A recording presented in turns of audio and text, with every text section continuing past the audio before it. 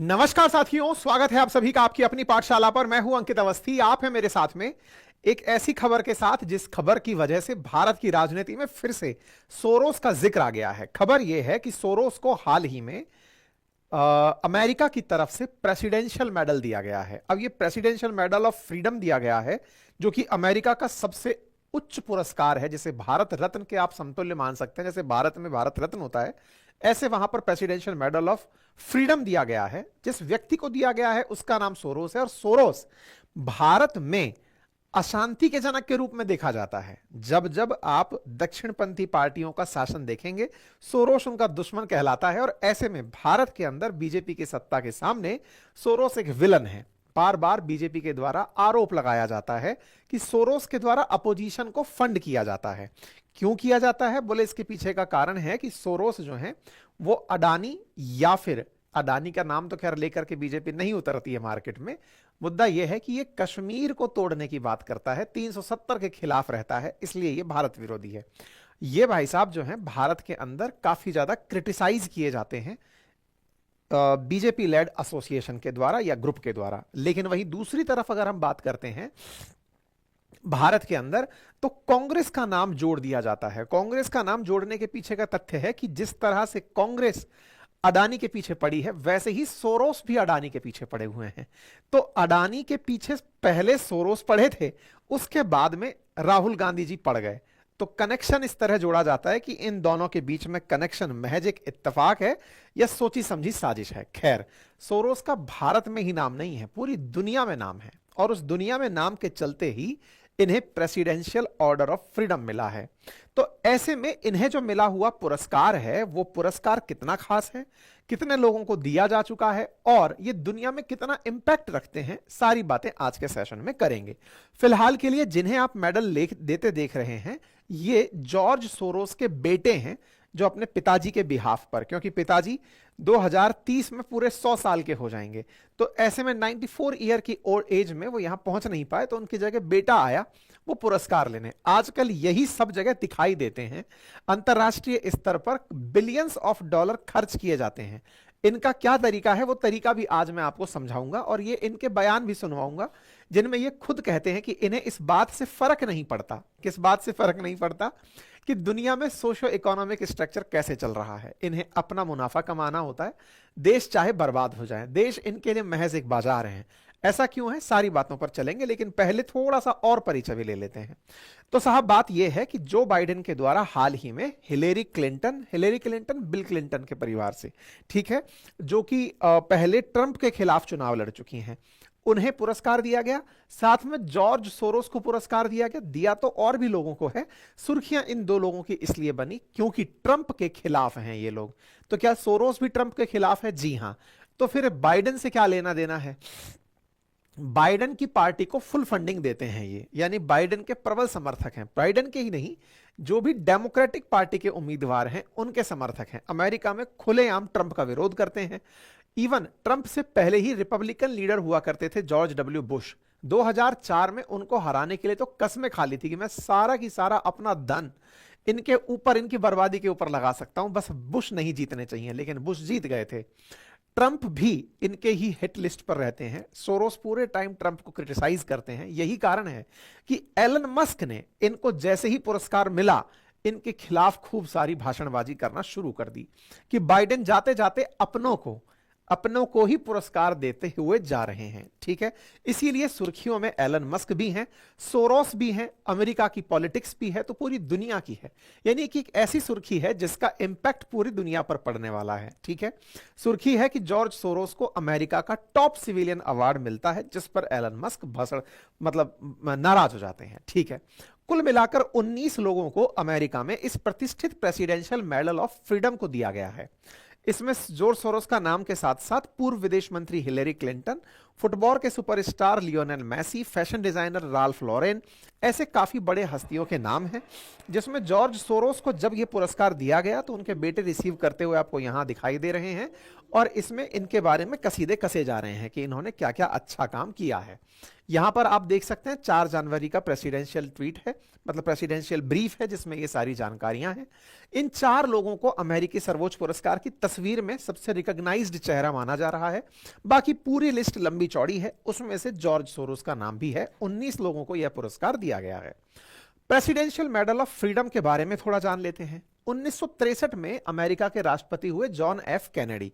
तब से इस पुरस्कार को अमेरिकी राजनीति में सर्वोच्च पुरस्कार मानकर दिया जा रहा है, प्रेसिडेंशियल मेडल ऑफ फ्रीडम। अब ये जो प्रेसिडेंशियल मेडल ऑफ फ्रीडम है, इसे विद डिस्टिंक्शन और दिया जाता है, अति विशिष्टता के साथ। तो ये 2 श्रेष्ठ पुरस्कार हैं। जैसे भारत के अंदर भारत रत्न है, ऐसे ही ये वहां का सबसे ऊपर का पुरस्कार है। लेकिन इस ऊपर के पुरस्कार में एक शब्द और जोड़ दिया जाए, विद डिस्टिंक्शन। यानी जैसे जब अपन छोटे थे, जब पढ़ाई के अंदर परसेंटेज में मार्क्स आया करते थे, तो कहते थे ना कि साहब बच्चा हमारा विद डिस्टिंक्शन पास हुआ है, विशिष्टता के पास हुआ है, 75% से ऊपर मार्क्स लेकर जो आया है। ऐसे ही प्रेसिडेंशियल मेडल ऑफ फ्रीडम में अमेरिका के अंदर अगर किसी के पीछे शब्द लग जाए विशिष्टता, तो वो थोड़ा और इससे ऊपर के स्तर का हो जाता है। बस इस तरह का यहां पर पॉइंट है ना। तो विशिष्टता के साथ दिया जाने वाला पुरस्कार के रूप में इसे कंसीडर किया जाता है। ठीक है साहब। इसमें होता क्या है, 13 छोटे छोटे गोल्ड के स्टार अरेंज किए जाते हैं यहां पर एक व्हाइट स्टार के बीच में। तो इस प्रकार से चांद पर भेजी गई मिशन अपोलो के यात्रियों को अगर मिला लिया जाए तो ये 654 बार लोगों को दिया जा चुका है। और 654 में 651 तो इंडिविजुअल्स थे और 3 लोगों का समूह था जो अपोलो 13 में भेजे गए थे उनका। ठीक है। और जो डिस्टिंक्शन वाला है वो 55 बार दिया जा चुका है। यह आंकड़ा नवंबर 2024 तक का है, लेकिन इसके बाद में अब ये 19 लोगों के नाम और जुड़ गए हैं। ठीक है। अमेरिका का ये जो सम्मान है, ये राजनीति, मनोरंजन, खेल, कला या किसी भी क्षेत्र में जो विशिष्ट योगदान देते हैं उनके लिए दिया जाता है। कुछ मामलों में सैन्य सेवाओं से जुड़े लोगों को भी यह सम्मान दिया जाता है। तो एक प्रकार से अमेरिका के अंदर यह सर्वश्रेष्ठ सम्मानों के अंदर शामिल है और जब से शुरू हुआ है 550 से ज्यादा बार दिया जा चुका है। अब सवाल यह है कि इनको देने का चुनाव कौन करता है कि भाई हाँ इसको देना है, इसको नहीं देना है। तो कहते हैं कि कई बार तो इनकी संसद राष्ट्रपति के पास रिकमेंडेशन भेजती है और बहुत बार राष्ट्रपति खुद से भी इस बारे में निर्णय ले सकता है कि पुरस्कार किसे देना है। ऐसा मैं क्यों कह रहा हूं, इनके यहां एक प्रेसिडेंशियल ऑर्डर है जिसमें मेडल ऑफ फ्रीडम का एग्जीक्यूटिव ऑर्डर नंबर मेंशन है और उसमें लिखा है the president may select for the award of the medal any person recommended to the president. मतलब राष्ट्रपति को अगर किसी ने रिकमेंड किया तो उसे दिया जा सकता है। तो कोई भी पर्सन बस राष्ट्रपति को रिकमेंड कर दिया जाए, या the president may select for the award, और प्रेसिडेंट खुद से सेलेक्ट करके दे सकता है। ठीक है। तो साहब किस तरह से पुरस्कार दिया जाता है, इसको लेकर के अब बयान यह है कि जब राष्ट्रपति खुद एक राजनीतिक व्यक्ति है तो फिर वो अपने कहावत है थोड़ी सी, मतलब वो है ना कि अंधा बांटे रेवड़ी फिर अपनों को दे। तो इस कहावत के अर्थ की निहितार्थ ये है कि वो अपनों को ही लाभ पहुंचाने का प्रयास करता है। राजनीतिक व्यक्ति है तो राजनीतिक महत्वाकांक्षाओं को पूरा करते हुए अपने लोगों को प्रबल करने का प्रयास कर रहा है। तो सोरोस चूंकि डेमोक्रेटिक पार्टी के फंडर रहे हैं, लंबे समय तक ट्रंप के क्रिटिसिज्म में रहे हैं, तो सोरोस को उनकी इस सत्यनिष्ठता का मरते दम पर पुरस्कार दिया गया है। अब इसमें बड़ा सवाल यह है कि इनको, यानी कि जो बाइडेन इस समय दे रहे हैं पुरस्कार, इन्हें कोई रिकॉग्निशन मिला है कि नहीं? बिल्कुल मिला है। तो प्रेसिडेंशियल ऑर्डर, ये जो मेडल है, ये विद डिस्टिंक्शन खुद प्राप्त कर चुके हैं अपनी ही पार्टी के प्रेसिडेंट से। बराक ओबामा जब राष्ट्रपति हुआ करते थे तब उस समय ओबामा ने जो बाइडेन को, जब वो जो बाइडेन वाइस प्रेसिडेंट थे, उस समय पर इस प्रेसिडेंशियल मेडल को दिया था अति विशिष्टता के साथ। इसलिए आप इसे भी याद रख सकते हैं। भारत से रिलेटेड रही है मदर टेरेसा। मदर टेरेसा को भी प्रेसिडेंशियल मेडल ऑफ फ्रीडम दिया जा चुका है। तो 2 बड़े रिकॉग्नाइज्ड फेस हैं जो इस चर्चा में इस घटना के बाद से और आ गए हैं। ठीक है साहब। अब बात जॉर्ज सोरोस की करते हैं, लेकिन जॉर्ज सोरोस की जब बात हो तो उस समय इनके साथ में जुड़े हुए किस्से जान लेना जरूरी है। इनका एक पक्ष यह है कि ये दुनिया में डेमोक्रेसी के लिए फंडिंग करते हैं, लेकिन दूसरा पक्ष यह है कि वो डेमोक्रेसी की फंडिंग के नाम पर दुनिया में अस्थिरता लाते हैं और उस अस्थिरता से शॉर्ट सेलिंग करके शेयर मार्केट में पैसे कमाते हैं। इनका असल इन्वेस्टमेंट दुनिया के देशों की राजनीति को अस्थिर करना है और अस्थिरता से पनपे बाजार में पैसे कमाना है। तो पैसे कमाने के लिए इन्होंने तरीका शेयर मार्केट को चुना है, लेकिन उस पैसे को इन्वेस्ट करके ये राजनीति को दखल देते हैं, ऐसा जो वो लोग जो इनके पक्ष के नहीं हैं। ठीक है, तो ये करते क्या हैं, आइए इनके बारे में बताते हैं, लेकिन थोड़ा सा इनका इतिहास जान लेते हैं। इतिहास की सुर्खियां बनती हैं कि वो इंसान जिसने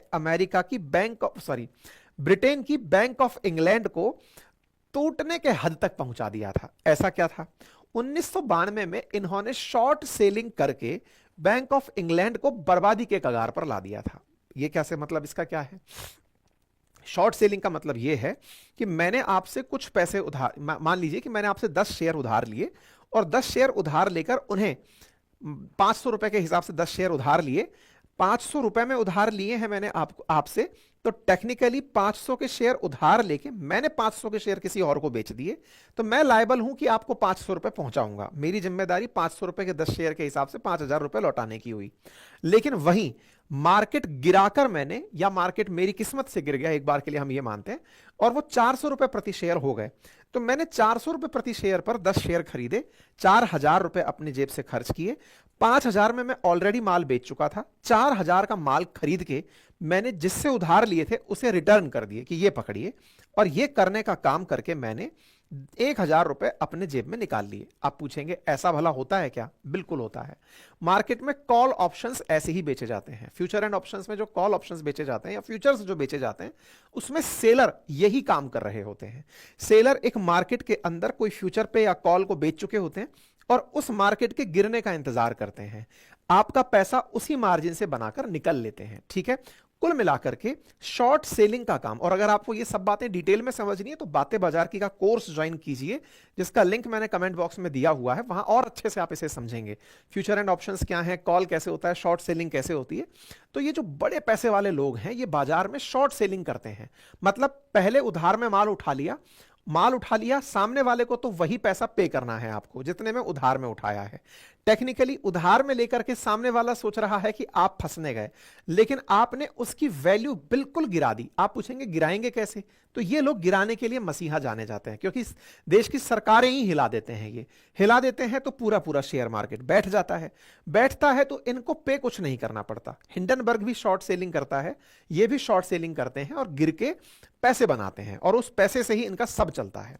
ऐसे इन्होंने ब्रिटेन के लिए, तो ब्रिटेन के लोग इन्हें अच्छा नहीं मानते हैं। खैर, फिलहाल के लिए ये इनका जन्म एक यहूदी परिवार में हुआ था, जू में परिवार में हुआ था, हंगरी के अंदर। और हिटलर ने जब नाजी जर्मनी में यहूदियों को मारा था, उस समय ये सुरक्षित बचकर निकल गए थे।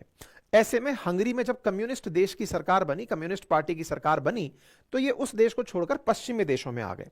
इन्होंने उस समय शेयर बाजार में अपनी ट्रेडिंग से $44 बिलियन का लाभ कमाया था। मतलब बड़ी बड़ी कंपनियों का रेवेन्यू नहीं है, उससे ज्यादा ये अपना मुनाफा कमा करके केवल साइड हो गए थे। और ये मानते हैं कि इनके ऊपर कोई विशिष्ट शक्ति का हाथ है, जिससे कि ये जो करते हैं वह पैसा बनता है।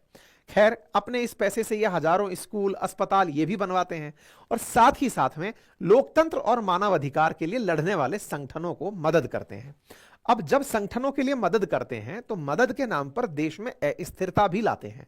जो देश चल रहे हैं वहां के संगठनों के अंदर, अब जैसे बांग्लादेश के अंदर शेख हसीना को गिराने के लिए इन्होंने पैसे दिए। फोटो वायरल हुई इनके बेटे की मोहम्मद यूनुस के साथ, साफ पता चला कि वहां की सरकार को गिराया गया।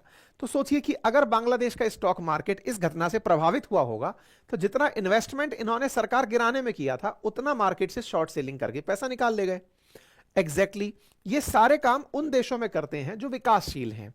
अमेरिका के अंदर चूंकि किसी प्रकार से किसी भी बिजनेसमैन को प्रभावित नहीं किया जाता। हमारे देश में तो अगर आप बिजनेस करते हैं और आप सरकार के खिलाफ बोलते हैं तो आपको तमाम प्रकार की चुनौतियों का सामना करना पड़ता है। आपकी राजनीतिक महत्वाकांक्षाएं अगर किसी को प्रभावित करती हैं तो भी चुनौतियों का सामना करना पड़ता है। लेकिन अमेरिका में रहते हुए भी आप पॉलिटिकल पार्टी को सपोर्ट कर सकते हैं। अमेरिकी बिजनेसमैन चाहे एलन मस्क हो या फिर वारेन बफेट हों या फिर बिल गेट्स हों, जॉर्ज सोरोस हों, ये खुलेआम अपनी राजनीतिक बातें रखते हैं कि हम किस पार्टी को सपोर्ट करते हैं, किसको कितना पैसा देते हैं, और इससे उनके धंधों पर कोई फर्क नहीं पड़ता। यहां पर लोकतंत्र की उन्होंने एक्सट्रीम एंड स्थापित कर दी है। जॉर्ज सोरोस अमेरिका की अपनी इमेज का उपयोग दुनिया के देशों में करते हैं और उन्हें दिखाते हैं कि जब अमेरिका में ऐसा हो सकता है तो आपके यहां लोकतंत्र क्यों नहीं आ सकता, क्योंकि लोकतंत्र समानता की बात करता है और लोकतंत्र की समानता जिन देशों में लाने की यह बात करते हैं वहां ऑलरेडी इतनी इनइक्वालिटी है कि वहां मूल मुद्दा राजनीतिक समानता तक पहुंचने से पहले ही आर्थिक असमानता में जान तोड़ देता है। बस इनका वही पैसा काम आता है कि आओ मैं तुम्हें फंड करता हूं, आपकी आर्थिक असमानता को दूर करने में मैं सहयोग करूंगा, तुम राजनीतिक समानता के लिए संघर्ष करो। और इनके द्वारा दिए गए उसी फंड से दुनिया में बहुत से विकासशील देश अपनी कमर तोड़ जाते हैं। आप पूछेंगे तो फिर ये आदमी पैसा कैसे देता है? तो इन्होंने अपनी तरफ से काफी सारे फंडिंग ऑर्गेनाइजेशंस बनाए हुए हैं जिन्हें एनजीओ की तरह से चलाया जाता है। उनमें से एक है open society foundation. George Soros के द्वारा इस ओपन सोसाइटी फाउंडेशन के माध्यम से दुनिया के लगभग 120 देशों के अंदर काम किया जाता है। और 120 देशों में किस चीज का काम किया जाता है? तो मानवाधिकार का। इंटरेस्टिंग बात यह है कि मानवाधिकार के लिए समर्थन करते हैं ये बाइडेन की पार्टी का। इंटरेस्टिंग बात देखिए, वही बाइडेन जिनके द्वारा इजराइल को कहा गया कि तुम जाकर के गाजा पट्टी पर हमले करो, सीरिया पर हमले करो, लेबनान पर हमले करो। मतलब इन लोगों की राजनीतिक विचारधारा फूल्स पैराडाइज है, मूर्खों को खुश करने के लिए दी गई विचारधारा है, जहां मानवाधिकार सुनकर लगता है कि कोई अपनी सी बात कर रहा है, लेकिन केवल और केवल स्वार्थपरक बातें हैं। जहां एक और ये उस दल का समर्थन कर रहे हैं जिसने हमेशा युद्ध में बढ़ चढ़कर हिस्सा लिया है, वहीं दूसरी ओर अमेरिका में रहते हुए अप्रवासियों के आगमन के रास्ते बुलंद करते हैं। तो एक तरफ गुड बॉय की इमेज और एक तरफ बैड बॉय की। बाइडेन दुनिया के अंदर खुद को दिखाते ऐसे हैं कि अमेरिका में अगर मुस्लिम आकर रहते हैं तो मैं उनका समर्थक हूं, यानी कि मैं प्रवासियों को आने दूंगा। वहीं दूसरी ओर बाइडेन अगर दुनिया के किसी देश में मुस्लिम देशों पर हमले करवाते हैं, गाजा पट्टी पर हमले करवाएं, चाहे लेबनान पर हमले करवाएं, चाहे सीरिया पर हमले करवाएं, तो वहां की उस इमेज को वो अपनी दूसरे देश की इमेज से मिक्स नहीं होने देते। खैर, ये लोग इसी तरह से मानवाधिकार के नाम पर दुनिया के लोगों को भड़काते हैं। जहां तहां आप ह्यूमन राइट ऑर्गेनाइजेशंस को, ग्रुप्स को एक्टिव देखते हैं। उन एक्टिव लोगों को काम करने का पैसा कहां से आता है? जो ह्यूमन राइट्स के लिए काम करने वाले संगठन हैं, उनकी आजीविका या उनका परिवार कैसे चलता है? तो आरोप लगता है कि उन एक्टिविस्ट्स को प्रॉपर तरीके से कुछ फंड समूह के द्वारा दिया जाता है, जिनमें इनके संगठन का नाम ओपन सोसाइटी फंडिंग के नाम पर आता है। ओपन सोसाइटी फाउंडेशन जो है ये लगभग 120 देशों में सक्रिय है, जो प्रतिवर्ष सालाना 12,000 करोड़ रुपए खर्च करता है। आरोप इस पर यह भी लगा कि भारत के अंदर होने वाले चाहे किसान आंदोलन हो, चाहे सीएए के समय के आंदोलन हो, ये तमाम आंदोलनों में कहीं ना कहीं ओपन सोसाइटी फाउंडेशन का पैसा घूमकर इस देश में पहुंचा था। देश में पैसा कैसे पहुंचता है ये सरकार को भी अनजान नहीं है।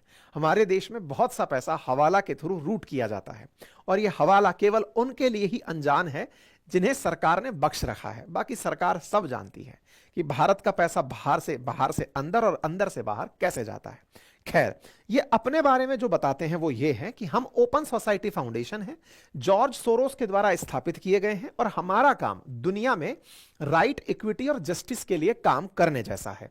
इनका कहना है कि हम बोल्ड डेमोक्रेटिक सॉल्यूशंस ढूंढते हैं जिनका उद्देश्य है दुनिया में समानता लाना, जिसमें न्याय स्थापित करना, और हम उन लोगों को सपोर्ट करते हैं या इंडिपेंडेंट वॉइसेस को या ऑर्गेनाइजेशंस को सपोर्ट करते हैं जिन्हें प्रॉपर तरीके से मतलब गवर्न करने का काम दिया गया है कि चलो भाई तुम इस तरह से किसी मानवाधिकार के मुद्दे को लेकर चल रहे हो।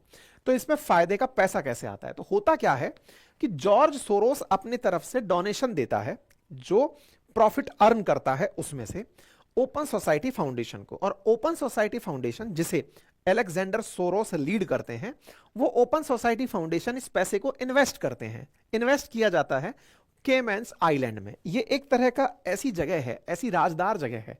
अडानी की भी शायद किसी कंपनी का नाम केमैन आइलैंड से जोड़कर देखा गया था। अगर आपको याद हो तो माधवीपुरी बुच का पैसा भी यहीं पे रखा हुआ था, यही कहा था न्यूज में। अगर आया था, तो अगर मैं सही हूं, क्योंकि हमारे देश में इस केमैन आइलैंड को मैप पर ढूंढोगे तो नहीं पाओगे, बहुत ही बिंदी जैसा देश है, लेकिन भारत में बड़ा इन्वेस्टमेंट यहां से घूम के आता है। क्यों आता है?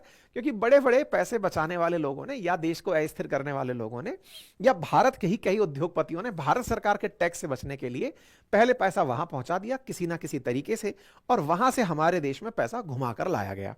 खैर, भारत में अंततोगत्वा पैसा आता है, भारत सरकार इसी को एफडीआई में भी कहती है कि हमारे देश में बढ़िया एफडीआई आ रही है। एनीवे, तो फिलहाल के लिए सोरोस का जो फंड है, ये फंड हमारे देश में पहुंचता है और हमारे देश में पहुंचकर बहुत से लोगों तक काम के लिए लगाया जाता है। कहते हैं पॉलिटिकल व्यू से कि ये पैसे के दम पर सत्ता बदलने की चाहत रखते हैं। सोरोस के डेमोक्रेटिक समर्थक कहते हैं कि ये सत्ता के भूखे हैं और दुनिया के काम करने के तरीके को नियंत्रित करना चाहते हैं, क्योंकि अल्टीमेटली डेमोक्रेसी के नाम पर ये सारा काम करते हैं और अमेरिका में डेमोक्रेटिक पार्टी को ही समर्थन देते हैं। 2004 में ये बिल्कुल वैसी बात है कि अमेरिका में अगर डेमोक्रेटिक पार्टी का शासन हो तब तो वो डेमोक्रेटिक है, और अगर ट्रंप की पार्टी का शासन हो तो तानाशाही है।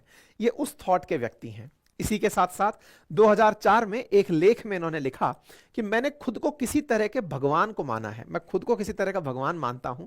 अगर सच कहा जाए तो मैं बचपन से ही अपने साथ कुछ शक्तिशाली मसीहाई कल्पनाएं लेकर आया था जिन्हें मुझे नियंत्रित करना था, अन्यथा ये मुझे परेशानी में डाल सकती थी। इस तरह की कुछ बातें हैं जो अखबारों में इनके बारे में चर्चित हैं। साथ ही साथ अपनी बुक सोरोस ऑन सोरोस में ये लिखते हैं कि मैं दूसरों द्वारा तय किए गए नियमों को स्वीकार नहीं करता और शासन परिवर्तन के समय सामान्य नियम लागू नहीं होते। 11 नवंबर को वाशिंगटन पोस्ट में अपने इंटरव्यू में इन्होंने कहा कि जॉर्ज डब्ल्यू बुश को राष्ट्रपति पद से हटाना उनके जीवन का सबसे बड़ा उद्देश्य था और उसके लिए यह जीवन और मौत के सवाल के जैसा था। बुश को सत्ता से बेदखल करने की वो गारंटी लेते तो उसे पूरी संपत्ति लुटा सकते थे। अगर कोई यह कहता कि मैं बुश को सत्ता से हटा दूंगा तो उसके लिए सत्ता लुटाने को तैयार था। तो जॉर्ज डब्ल्यू बुश जो 2009 तक राष्ट्रपति रहे, इनके इस बयान के बावजूद भी ये अमेरिका में सरवाइव करते रहे और इन्होंने बुश को हटाने के लिए 2004 में खूब पैसा इन्वेस्ट भी किया। कहते हैं कि ये कथित तानाशाहों से निपटने के लिए $100 अरब का कोई फंड बनाए रखे हैं।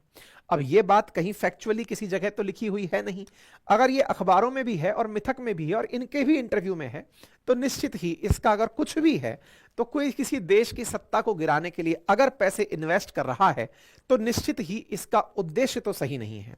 इसका असल उद्देश्य क्या है? शेयर मार्केट में हेरफेर करना, क्योंकि इन्हीं की वजह से ब्लैक वेडनेसडे क्राइसिस आया था। एशियाई आर्थिक संकट के दौरान करेंसी ट्रेड के माध्यम से भी इन्होंने अस्थिरता ला दी थी। ये राजनीतिक हस्तक्षेप करते ही इसलिए हैं ताकि बाजार से ये पैसे बना सकें। इसलिए बहुत सारी कॉन्स्पिरेसी इनके नाम पर चलती है कि ये दुनिया की अर्थव्यवस्थाओं को गिराने का काम करते हैं। इजराइल के एम्बेसडर ने अमेरिका के खिलाफ या फिर यूएन में जॉर्ज सोरोस के खिलाफ बयान देते कहा कि ये हमास को समर्थन करने निकल पड़ते हैं। बांग्लादेश की सरकार के बारे में अगर बात की जाए तो हम बांग्लादेश के तख्ता पलट में भी सोरोस का नाम निकल कर आया था, क्योंकि शेख हसीना को गिराने में जो अमेरिकी पैसा आया था, कहते हैं ना अमेरिका पैसे भेजता है सरकार गिराने के लिए, तो जो बाइडेन के द्वारा अमेरिका में बांग्लादेश में शेख हसीना की सरकार गिराई गई तो कहते हैं कि पैसा असल में सोरोस के हाथ ही भिजवाया गया था, क्योंकि उसका फंड है वहां से घुमा के पहुंचाया जाता है। और ये काफी ज्यादा नाम निकला था और हमने इसके ऊपर सेशन भी किए थे, क्योंकि शेख हसीना का खुलेआम आरोप था कि उनको डोनाल्ड लू ने आकर कहा था कि या तो हमारी बात मान लो नहीं तो सरकार गिराएंगे, और सरकार गिराने का बेहतरीन तरीका था कि इनके खिलाफ आंदोलनों को उग्र किया जाए। और ऐसे में सोरोस के बेटे का एलेक्स सोरोस का मिलना मोहम्मद यूनुस से जब सरकार गिर गई उससे अगले महीने इनसे मिलना इस बात की पुष्टि किया, क्योंकि इन्होंने अपने ट्विटर हैंडल पर इस तस्वीर को साझा करते हुए लिखा था कि मैं मिल लिया हूं मेरे पिता के दोस्त से। इनके पिता जॉर्ज सोरोस और जॉर्ज सोरोस के बेटे अलेक्जेंडर सोरोस जो ओपन सोसाइटी फाउंडेशन को हेड कर रहे हैं, वो लिखते हैं कि वो अपने पिता के दोस्त से मिल लिए हैं। बड़े ही जबरदस्त तरीके से वो पीसफुल फ्यूचर के लिए काम कर रहे हैं, इक्विटी और फेयरनेस के लिए काम कर रहे हैं। तो बांग्लादेश में सत्ता परिवर्तन में इनका नाम जोर शोर से आया था और इसके पीछे का बड़ा कारण था कि ये केवल और केवल फंडिंग के माध्यम से बांग्लादेश को अस्थिर कर दिए। CIA ने, यानी कि अमेरिकी सरकार की तरफ से खुफिया एजेंसी ने सोरोस का उपयोग करते हुए यह सारा काम किया था। यही काम ये भारत में भी करना चाहते थे, ऐसा बीजेपी का आरोप है। बीजेपी का कहना है कि सोरोस के द्वारा ही भारत में एंटी मोदी कैंपेन चलाया जाता है। और इतना ही नहीं, सोरोस ने इस तरह के बयान पहले दिए भी हैं मोदी के बारे में। वो कहते हैं कि भारत एक डेमोक्रेटिक कंट्री है, लेकिन देश के जो नेता मोदी हैं वो डेमोक्रेटिक नहीं है। इनका एक और बयान है कि मोदी को अगर हराना है तो अडानी को रोकना होगा, क्योंकि मोदी का अडानी में इंटरेस्ट है और अडानी की ग्रोथ से ही मोदी की फंडिंग है। ये बिल्कुल अपने ही मॉडल पर समझते हैं कि जैसे इन्होंने शेयर मार्केट से पैसे बनाए और उस बने हुए पैसे से दुनिया में अस्थिरता लाए, इन्हें अडानी में शायद वो पोटेंशियल नजर आता है कि अडानी भी बिल्कुल उसी तरह से उठते आ रहे हैं। तो हो सकता है कि ये अडानी के मॉडल को समझते भी हों कि ये अडानी ही हैं जो कि सरकार को समर्थन देते हों और सरकार को समर्थन से सरकार चल रही हो। खैर, इन सभी व्याख्याओं के बीच में भारत में जॉर्ज सोरोस का कनेक्शन कांग्रेस से भी जोड़ दिया जाता है। वो इसलिए क्योंकि कहीं ना कहीं इनके बयान विपक्ष से मैच खाते हैं और यही कारण है कि अपोजिशन के द्वारा कहा जाता है कि चाहे 370 हटाने की बात हो, सत्ता पक्ष के द्वारा कहा जाता है कि चाहे सीएए की बात हो या 370 का विरोध हो, सोरोस निकलकर सामने आते हैं। पीएम मोदी के बारे में इनकी जो टिप्पणी है वो सोशल मीडिया पर बहुत ज्यादा वायरल रहती है। हमने इस पर सेशन भी किए हुए हैं, ये आप पढ़कर देख सकते हैं। आवाज तो शायद सुन नहीं पाएंगे। इंडिया इंटरेस्टिंग केस है जिसमें डेमोक्रेसी है, लेकिन इसका जो लीडर है वो डेमोक्रेटिक नहीं है। ये जॉर्ज सोरोस हैं, जिनका 2020 का ये वायरल वीडियो है जो अक्सर यूज किया जाता है। बोले इनके द्वारा जो मुस्लिम्स के खिलाफ किया जाता जो वायलेंस है, और वही उनके सबसे बड़ी जो राजनीतिक यात्रा में उदय है उसका कारण बनता है। उनका इस तरह का रिलेशन पूरी तरह से ओपन और क्लोज सोसाइटी के साथ में है। इस तरह की बातें इनका कहना पहले से रहा है। कहा कि ये हिंदू राष्ट्र की तरफ आगे बढ़ रहे हैं और इसी कारण से इनका महत्व बढ़ता जा रहा है। अडानी के बारे में भी ये यही लाइन बोलते हैं कि भाई ये अडानी के खिलाफ एक ओसीसीआरपी के द्वारा इन्वेस्टिगेटिंग जर्नलिज्म के द्वारा जानकारी जुटाई गई थी, जिसमें यह कहा गया था कि ये स्टॉक मैनिपुलेशन करता है। कहते हैं कि अडानी के बारे में जो भी न्यूज आती है अमेरिका की तरफ से, उन सब का सोरोस कनेक्शन भी निकल के आ ही जाता है। हाल ही में जैसे ही अमेरिका ने इंडिक्टमेंट के केस में अडानी पर आरोप लगाया और केन्या ने अडानी का डील कैंसिल किया, केन्या में उसी समय पर सोरोस का एक आदमी केन्या में देखा गया था। तो बोले कुल मिलाकर के अडानी को हटाने के लिए, और अडानी को हटा के इनका क्या फायदा? इनका फायदा वही शॉर्ट सेलिंग से, क्योंकि जो आदमी इतनी टॉप तक पहुंच गया है उसका बाजार अगर गिरेगा तो बिलियंस ऑफ डॉलर बनाए जा सकते हैं। तो भारत के बाजार को गिराने में सोरोस का जो फायदा है वो किसी से छुपा हुआ नहीं है। और अडानी के केस में भी जो हुआ, अडानी फिर से खड़े हुए लेकिन लाखों करोड़ों भारतीयों का पैसा डूब गया। तो विदेशी ताकतों के रूप में ये व्यक्ति पूरी तरह प्रमाणित है। ये बातें अपनी तरफ से कयास हो सकती थी, लेकिन एक वीडियो सोशल मीडिया पर इनका बहुत वायरल है जो थोड़े इनके जवानी के दिनों का है, मतलब आज बुढ़ापे से 5-7 साल पहले का है। उस वीडियो में शायद आप आवाज तो नहीं सुन पाएंगे, लेकिन ये जो लाइन लिखी है ना, इसे जरूर सुनिएगा और उसका मीनिंग समझिएगा।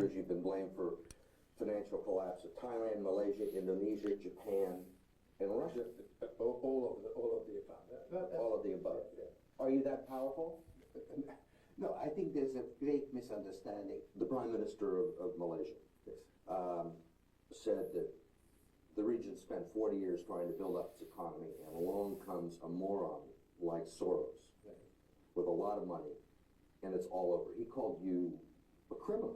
It's easier for him to blame an outside force. I think that I've been blamed for everything.